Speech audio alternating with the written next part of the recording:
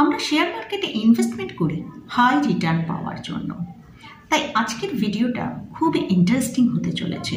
হয়তো আপনি কোনো একটা সিলেকশন করে ভালো মিউচুয়াল ফান্ডে ইনভেস্ট করছেন, অথবা আপনার কাছে একটা বড় ফান্ড আছে, মানে 50,000 হতে পারে, 1 লাখ হতে পারে বা 10 লাখ হতে পারে, সেটা আপনি এককালীন ইনভেস্ট করে রেখেছেন যে একটা বেটার রিটার্ন পাওয়ার জন্য, অথবা আপনি রেগুলার বেসিসে ধীরে ধীরে এসআইপি করছেন, সেখান থেকে ভালো রিটার্ন পাবেন সেই জন্য। তাই আজকের ভিডিওয়ে যেটা আলোচনা করব সেটা হচ্ছে এসআইপি না লাম্পসাম, কোনটায় ইনভেস্টমেন্ট করে বেটার রিটার্ন পাওয়া যায়। তো আমরা নিফটি 50 চার্টটা দেখছি, যেটা 20 বছর আগেকার একটা নিফটি 50 চার্ট দেখব। সেখানে দেখতে পাচ্ছি তখন নিফটি 50 ট্রেড করছে এই 1000 টাকায়। সেখান থেকে যদি দেখি নিফটি রিটার্ন দিয়েছে 2123% মতন রিটার্ন দিয়েছে। অর্থাৎ 1000 টাকা ইনভেস্ট করে এখান থেকে মোটামুটি আপনি 21,000 টাকার উপরে রিটার্ন পাচ্ছেন। যে 1000 টাকা আপনি ইনভেস্ট করছেন আর 20 বছর পর আপনি 21,000 টাকা পাচ্ছেন, অর্থাৎ 21 গুণ রিটার্ন পাচ্ছেন। এরকমই যদি আমি কোনো একটা স্টকে দেখি যে সেই স্টকেও যদি আমি 1000 টাকা ইনভেস্ট করি, সেখান থেকে আমরা কি রিটার্নটা পাচ্ছি, তাহলে আমি এক্সাম্পল হিসেবে এখানে এশিয়ান পেন্টসকে নিলাম। এশিয়ান পেন্টসে আমরা যদি ইনভেস্ট করি 1000 টাকা, সেখান থেকে রিটার্ন আমরা কি পাচ্ছি, তাহলে 2004-এ এশিয়ান পেন্টসের দাম ছিল 30 টাকা। এখানে যদি 1000 টাকা ইনভেস্ট করি, তাহলে আমার কাছে এশিয়ান পেন্ট থাকবে 33 কোয়ান্টিটি। এশিয়ান পেন্টস আমরা দেখেছি হাই 3500 টাকার উপরে গিয়েছিল, কিন্তু আমরা এখন কারেন্ট প্রাইসটাই ধরবো।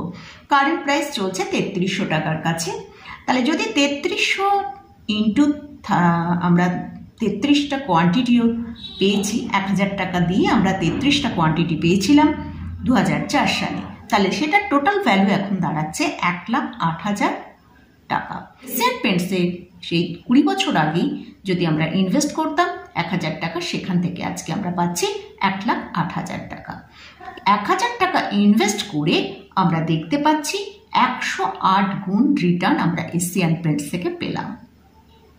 তাহলে নিফটিতেও আমরা 1000 টাকা ইনভেস্ট করলাম, এশিয়ান পেন্টসেও আমরা 1000 টাকা 20 বছর আগে যদি ইনভেস্ট করে থাকতাম, তাহলে নিফটি থেকে পেতাম 21,000 আর এশিয়ান পেন্টস থেকে আমরা 1,08,000 টাকা পেতাম। এই দুটো এক্সাম্পল আমি কিন্তু লাম্পসাম ইনভেস্টমেন্টের জন্য এখানে দেখালাম। এবার আমরা আসছি এসআইপিতে। এসআইপিতে একটা খুব ভালো বেনিফিট আছে, সেটা নিয়ে ডিসকাস করব। এসআইপিতে প্রত্যেক মাসে মাসে ইনভেস্ট করছেন, মার্কেট খুব ভালো মোডে চলছে, অর্থাৎ মার্কেট এখন বুলিশ মোডে আছে। এ সময় কিন্তু সবাই কিন্তু এই সময় ইনভেস্ট করে, কিন্তু হঠাৎ করে যে কোনো কারণেই হোক মার্কেট একটা বেয়ারিশ মোডে চলতে শুরু করলো, অর্থাৎ মার্কেটের মধ্যে ক্র্যাশ এসে গেল। তখন বেশিরভাগ মানুষই তাদের পোর্টফোলিও শেয়ার বিক্রি করে দিয়ে চলে যায়। এমনও হয়েছে যে মিউচুয়াল ফান্ড যেটা চলছিল সেখানে ইনভেস্টমেন্ট বন্ধ করে দিয়েছে। তাহলে মার্কেটে যখনই ক্র্যাশ আসে তখন কি হয়, টপে ইনভেস্ট করেছেন তাদের কিন্তু রিটার্ন খুব কম আসে। কিন্তু এই ইনভেস্টমেন্টটাই আমরা যদি লং টার্মের জন্য মানে ধরে রাখতে পারি, অর্থাৎ মার্কেটকে আমরা যদি লং টার্মের জন্য দেখি, সেখানে মার্কেটকে দেখব এই যে ক্র্যাশের ফলে মার্কেট যতটা ডিপ হয়েছিল, সেই ডিপ অর্থাৎ সেই কারেকশনকে পুরো রিকভার করে আগের যে হাই দেখিয়েছে তার উপরে কিন্তু মার্কেট চলে যাবে, অর্থাৎ সেখান থেকে কিন্তু একটা ভালো রিটার্ন আমরা দেখতে পাবো। আমরা জানি 2008 সালে একটা বড় ক্র্যাশ এসেছিল। সেই সময় যারা ইনভেস্ট করেছেন, লাম্পসামে যারা ইনভেস্ট করেছেন, তাদের কিন্তু রিটার্ন অনেক কম এসেছে। কারণ 2008 সালে আগে মার্কেট তখন খুব হাই ভ্যালুতে ট্রেড করছিল। তো মার্কেটে যখন ক্র্যাশ আসার পর তখন কিন্তু রিটার্নটা আমরা যেটা দেখতে পাচ্ছি অনেক কমে যাচ্ছে। কিন্তু যারা এসআইপি করেছে তারা কিন্তু ভালো রিটার্ন পেয়েছে, কারণ তারা ওভার ভ্যালুতে ইনভেস্ট করলেও মার্কেট যখন নিচে এসেছে, ক্র্যাশ হবার পর মার্কেট যখন লোয়ার প্রাইসে এসেছে, সেখানেও তারা ইনভেস্টমেন্টটা চালু রেখেছে, অর্থাৎ তাদের ইনভেস্টমেন্টে অ্যাভারেজিং হয়ে গেছে, তাই তাদের রিটার্ন কিন্তু অনেক বেশি হয়েছে। অতএব এসআইপিতে মার্কেট নিচে নামার সময় ইনভেস্টমেন্ট হচ্ছে, আবার মার্কেট যখন ওপরের দিকে চলে যাচ্ছে সে সময়তেও ইনভেস্টমেন্টটা চলছে। তাই যারা ইকুইটি মিউচুয়াল ফান্ডে ইনভেস্ট করেছেন তাদের জন্য কিন্তু এসআইপি হচ্ছে সব থেকে বেস্ট। তবে এই এসআইপিটা লং টার্ম অর্থাৎ মিনস 10 বছরের ওপরে, 10 বছর 20 বছর এইভাবে ইনভেস্ট করা থাকলে তবেই কিন্তু খুব ভালো রিটার্নটা আমরা দেখতে পাবো। আমরা একবার যদি 2008 সালের নিফটির চার্টটা দেখি, সে সময় নিফটিকে আমরা দেখেছি 56% মতন ডাউন হয়েছিল। ধরুন এই 2008 সালে কেউ নিফটিতে লামসাম একটা ইনভেস্ট করেছে 1 লাখ টাকা। তো সেই ইনভেস্টমেন্টটা যদি জানুয়ারি 2009-এ গিয়ে দেখা যায় তখন তার ভ্যালু অর্থাৎ রিটার্নটা আসছে 40,000 টাকা। তো তখন যে 1 লাখ টাকা ইনভেস্ট করে তার রিটার্ন ভ্যালুটা দেখছে 40,000 টাকা 2009 সালে, মানে 1 বছরের মধ্যে তার 60,000 টাকা কিন্তু লস দেখাচ্ছে। তো এই ক্ষেত্রে প্যানিক হয়ে শেয়ার পেশেন্স না রাখতে পেরে তখন কিন্তু সেল করে দিয়ে চলে আসলো। তাই শেয়ার মার্কেটের সব থেকে ইম্পর্টেন্ট জিনিস সেটা হচ্ছে পেশেন্স কিন্তু রাখতেই হবে। আমরা দেখেছি 2008 সালে যতটা যে ক্র্যাশটা হয়েছিল সেই ক্র্যাশকে পুরো রিকভার করে মার্কেট এখন ওপরে ট্রেড করছে। সেরকম যদি আমরা এসআইপিতে দেখি, এসআইপিতে অল্প অল্প পরিমাণে ধীরে ধীরে ইনভেস্টমেন্টটা হয়, অতটা প্যানিক হয় না। এর কারণ মার্কেট যখন এখান থেকে রিকভার করে উপরের দিকে বাউন্স দিতে শুরু করে তখন থেকেই কিন্তু ভালো একটা রিটার্ন আসতে শুরু করে। যেহেতু মার্কেটের টপেও যদি এসআইপিটা স্টার্ট করা হয়, সেটা কি হবে, মার্কেট যখন ক্র্যাশ হবে তখন নিচের দিকে আসবে, সেখানেও কিন্তু যেহেতু বাই হচ্ছে এসআইপিতে, সেই জন্য আবার ওপরের দিকেও বাই হচ্ছে, সেই জন্য কিন্তু যেই মার্কেট ওপরের দিকে বাউন্স করবে সেখান থেকেই রিটার্নটা দিতে শুরু করবে। তাহলে আমরা এখানে এসআইপি সম্পর্কে মোটামুটি একটা ধারণা পেয়ে গেলাম যে এসআইপিতে ইকুইটি মিউচুয়াল ফান্ডে ইনভেস্ট করা যায়, সেখানে কিন্তু ভালো রিটার্নটা পাওয়া যায়। এবার আমরা লামসামে কোথায় ইনভেস্ট করলে ভালো রিটার্ন পাওয়া যায় সেটা নিয়ে ডিসকাস করব। ডেভ মিউচুয়াল ফান্ডে এই লামসাম পয়সাটা লাগাই, সেক্ষেত্রে কিন্তু আমরা একটা ফিক্সড রিটার্ন পাবো। যদি কেউ 10 লাখ টাকা লামসাম অ্যামাউন্ট ডেভ ফান্ডে ইনভেস্ট করে, কারণ এই ডেভ ফান্ডগুলো লোন দেয়, তার এগেনস্টে ইন্টারেস্ট আসে, তার ফলে কিন্তু এখানে একটা ভালো রিটার্ন পাওয়া যাবে। কিন্তু এখানে যদি কেউ 10 লাখ টাকার একটা ডেভ ফান্ডের জন্য এসআইপি মোডে করতে চায়, যে ধীরে ধীরে ইনভেস্টমেন্ট করবে, তার পোর্টফোলিওটা ধীরে ধীরে তৈরি করবে, সেক্ষেত্রে কিন্তু খুব একটা বেশি প্রফিট আসবে না, অর্থাৎ রিটার্ন খুব একটা ভালো আসবে না।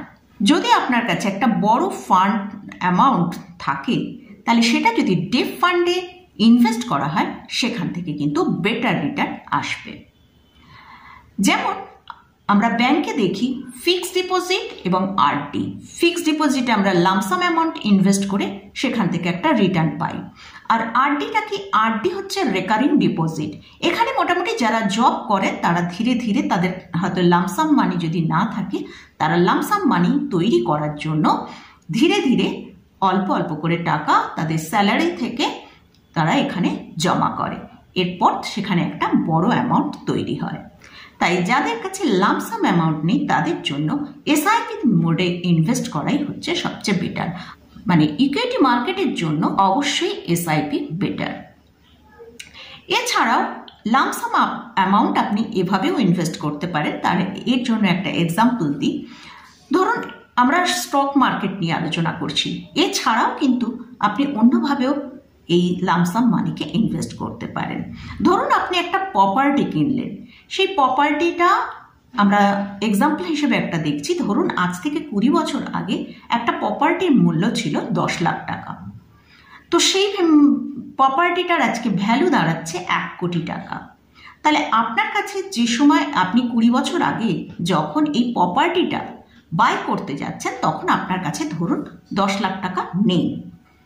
10 লাখ টাকা যার আছে সে হয়তো একদম পুরোপুরি দিয়ে প্রপার্টিটা বাই করে নিল। কিন্তু যার কাছে নেই তার কাছে হয়তো 5 লাখ টাকা রয়েছে। তো তিনি কি করবেন, 5 লাখ টাকা লামসাম সেখানে ইনভেস্ট করলেন, আর বাকি যে তার টাকাটা রয়েছে সেটা ইএমআইতে কনভার্ট করে দিলেন। অর্থাৎ যে টাকাটায় তিনি এসআইপি করতেন সেটা তিনি কি করলেন, ইএমআইতে দিয়ে দিলেন। কারণ এই যে প্রপার্টিটা তার কিন্তু একটা অ্যাসেটস তৈরি হচ্ছে, একটা ভালো ওয়েলথ ক্রিয়েট হচ্ছে। তাহলে কি হচ্ছে, 5 লাখ টাকা তিনি লামসাম ইনভেস্ট করলেন, বাকিটা তিনি ইএমআই হিসেবে প্রত্যেক মাসে মাসে, অর্থাৎ এই অ্যামাউন্টটা দিয়ে তিনি হয়তো একটা এসআইপি করতেন, তো সেই এসআইপিটা করেও তার একটা অ্যাসেটস তৈরি হতো। তো সেক্ষেত্রে এখানেও কিন্তু তিনি এসআইপিটা ইএমআইতে কনভার্ট করে দিয়ে ভালো প্রপার্টি তৈরি করতে পারছেন। তো আমাদের এই ইএমআইটা হচ্ছে লেভারেজ।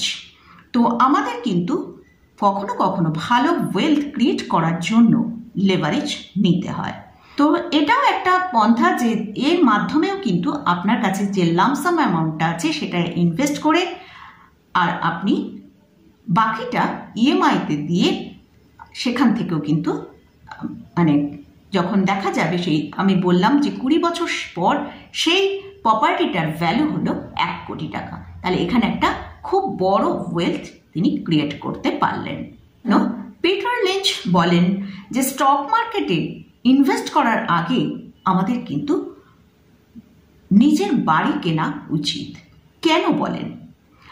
কারণ আমরা যখন কোনো বাড়ি কিনতে যাই তখন কিন্তু আমরা অনেক কিছু রিসার্চ করি, সেখানে কি দাম চলছে, সেখানকার পরিবেশ কীরকম, সেখানে হসপিটাল কতটা দূরে, সব কিছু জিনিস দেখে তবে আমরা কিন্তু বাই করি।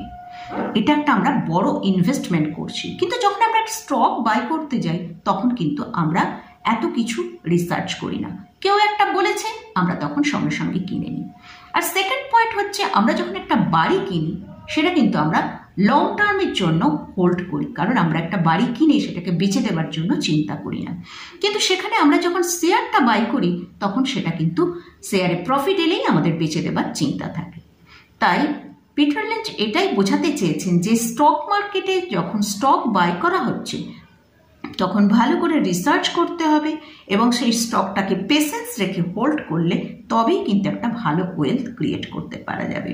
তাহলে মোটামুটি আমরা এই ভিডিও থেকে যেটা বুঝতে পারলাম, ফার্স্ট হচ্ছে আপনি এসআইপি করুন বা লামসাম ইনভেস্ট করুন, যেখানে যেটাই করুন না কেন অবশ্যই আপনাকে পেশেন্স রেখে লং টার্মের জন্য হোল্ড করতে হবে। আর সেকেন্ড যে পয়েন্টটা সেটা হচ্ছে, আমরা ভিডিওর প্রথমেই দেখেছি নিফটি এবং এশিয়ান পেইন্ট দুটো জায়গাতেই আমরা 1000 টাকা করে ইনভেস্ট করেছি, কিন্তু দুরকম রিটার্ন পেয়েছি, দুটো রিটার্নই কিন্তু খুব ভালো। তো অতএব আপনি কোথায় ইনভেস্ট করছেন সেটার ওপর কিন্তু আপনার রিটার্নটাও কিছুটা নির্ভর করছে।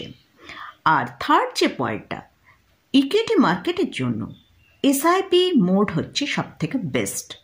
কারণ এই যে এসআইপি মোডে আমরা যখন ইনভেস্টমেন্ট করছি সেখানে কিন্তু যখন মার্কেট টপে চলছে সেখানেও আমাদের বাই করছি, আবার যখন মার্কেট একদম নিচের দিকে আসছে সেখানেও আমাদের বাইটা চালু থাকছে। এর ফলে কিন্তু শেয়ার প্রাইসের যে অ্যাভারেজিংটা সেটা হয়ে যায়, তার জন্য কিন্তু এসআইপিতে আমরা একটা ভালো রিটার্ন পাচ্ছি। অবশ্যই ইকুইটি মার্কেটের জন্য কিন্তু এসআইপি মোড সবচেয়ে বেস্ট। তো মোটামুটি আজকের মতন ভিডিওটা এখানেই শেষ করছি। ভিডিওটা যদি ভালো লাগে অবশ্যই লাইক করবেন, শেয়ার করবেন, সাবস্ক্রাইব করবেন। ধন্যবাদ।